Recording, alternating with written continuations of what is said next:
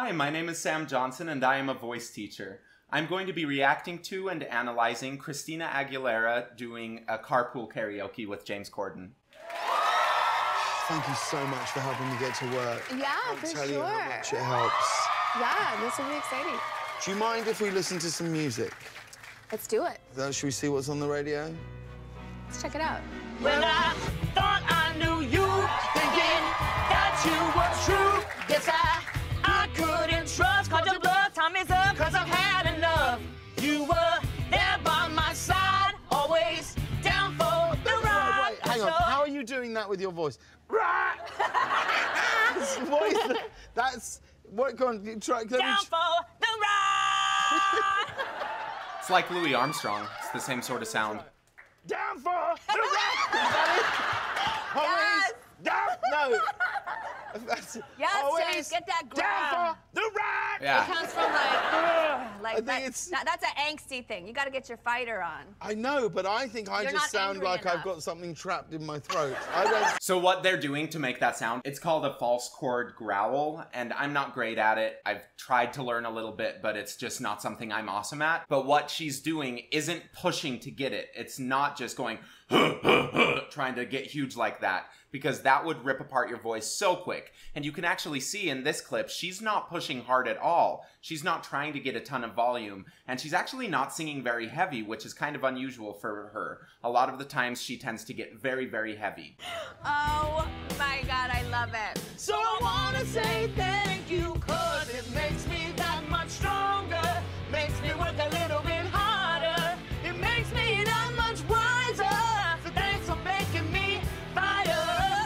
Yeah, she's not pushing at all. She's keeping everything at basically the same volume and the same level of intensity, which is really impressive because a lot of times as a song goes on, people want to start increasing things and changing things around so that they can get a bigger sound and give a little bit of growth to the dynamics of the piece. But she's not doing that. She's found what's working. She's sticking with what's working. James, on the other side, is just this vocal chameleon that no matter who's in the car with him, he's able to match their style. He's really impressive to me just because he has so many different colors in his voice that he has access to, and he's able to change it super well based on the situation that he's in. A little bit faster, made my skin a little bit thicker, makes me that much smarter. So thanks for making me a fighter. I'm overdue, coming through. Lay out dudes in the mood, and me and my girl shake the move.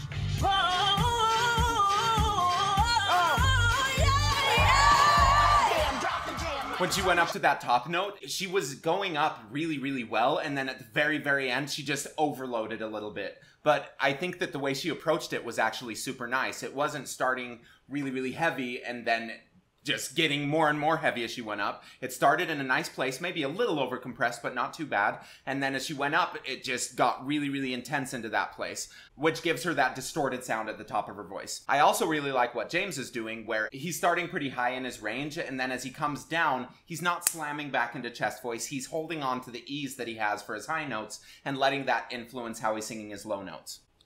I keep a car looking like a crash dummy Joe. And that president's a pink like honey roll. That's the one that excites you deeply. Let the media shine. I'm shining with both my sleeves up. Oh, Christina, that hop in here. My boy's live and in color like Rodman hair.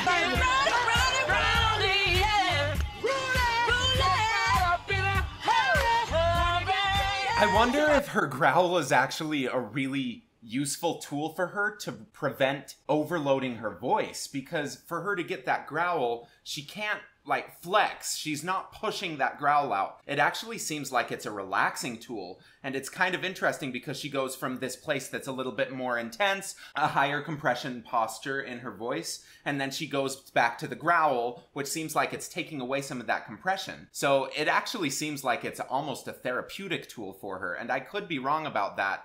But what I'm hearing is every time she goes back to it, it seems to relax everything. And so I think that that's a really nice tool for her if she's using it like that. as an aside, it's just a huge part of her style. Today's video is sponsored by Skillshare. Skillshare is an online learning community with thousands of different classes in music and fashion and technology and design. It's a great place to go if you're self-driven and you really want to learn more about one of these topics and get very high-class instruction from someone at your own pace. If you get a premium membership, it allows you to have unlimited access to their library in whatever field that you're trying to study about, so you can improve your skills, unlock more new skills, and get better at doing the things that you love. I personally think especially their piano and their music composition classes are very, very valuable, because as a singer, if you can just learn how music in general works a little bit better, you can play your instrument like an actual instrument. They're just such good complementary skills to singing, and I think that Skillshare is a great place to go and learn about that because it's high quality, it's cheap, it's like $10 a month, and if you sign up using my link below, the first 500 people get their first 2 months for free. So thank you again for Skillshare for sponsoring this video.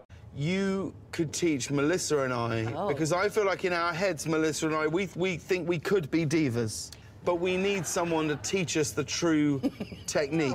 I'm just going to stop here because I really want to learn this properly. Okay.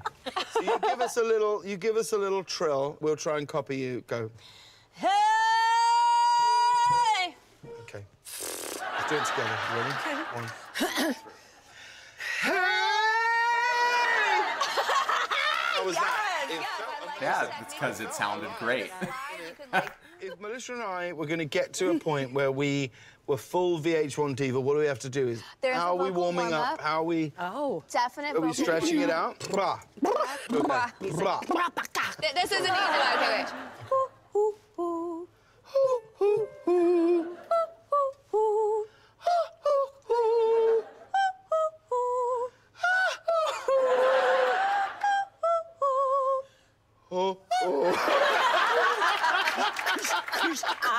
Okay, wait. James Corden, he could do that. What she's doing with this warm-up is it's just so disconnected up at the top. She doesn't have very much vocal fold closure, which is a complete opposite to how she sings. And I think that if she's warming up like that, it's probably to make sure that she's getting enough air through her chords at a high register, hopefully so that she could learn how to do that in her lower register, so it's not just tons of connection all the way through, but that she's allowing some air to come through. I think that she could warm up and find a place that's a little bit more balanced rather than needing to go to that extreme, and I think that maybe doing some of that in her lower register, just like hoo, hoo, hoo, but low, not just high, would help influence her chords so that they're not just super, super together all the time, so that she's not pushing her chest voice as much.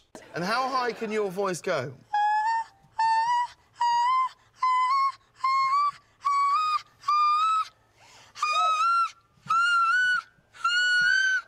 To the G.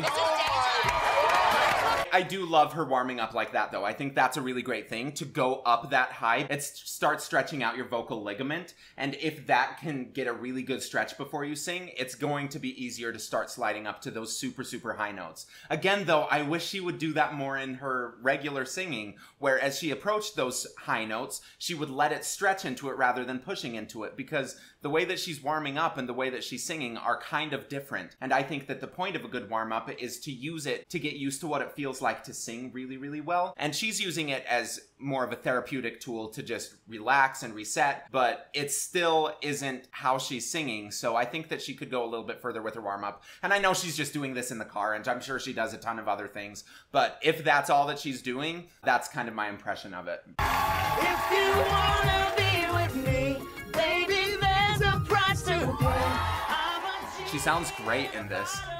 You gotta rub me the right way. If you wanna be with me, I can make your wish come true.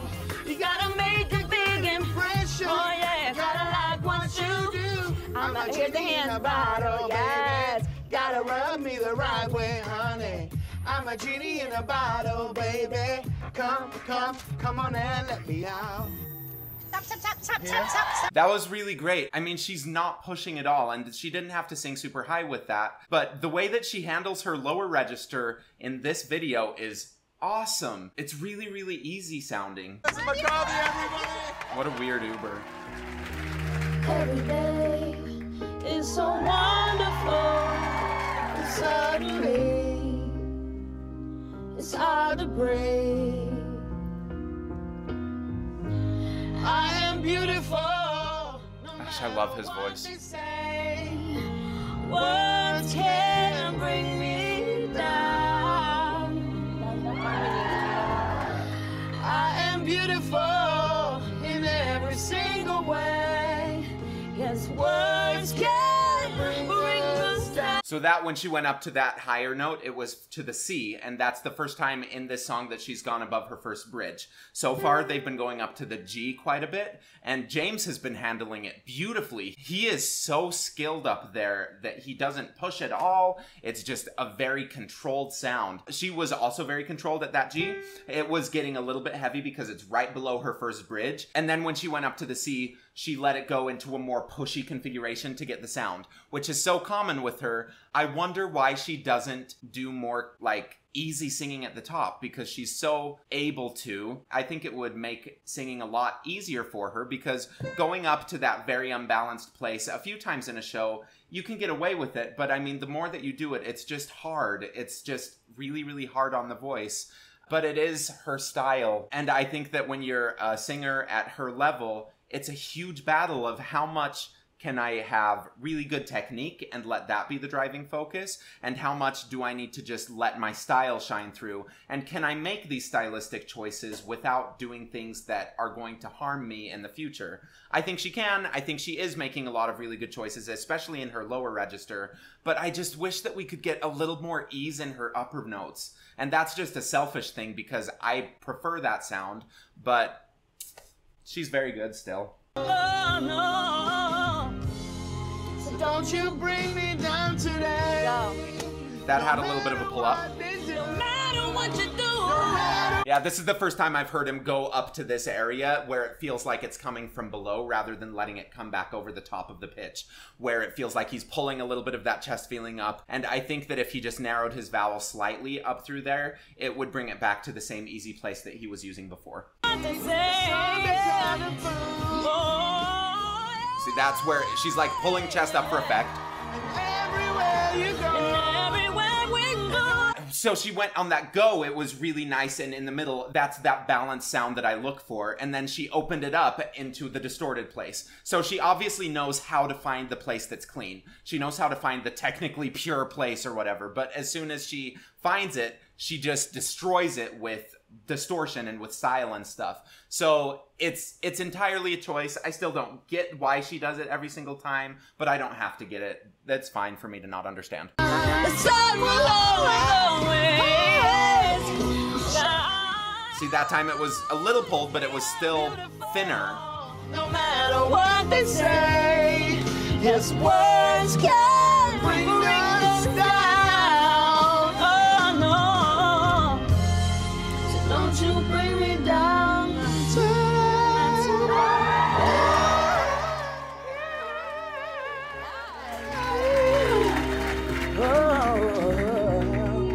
don't you bring me down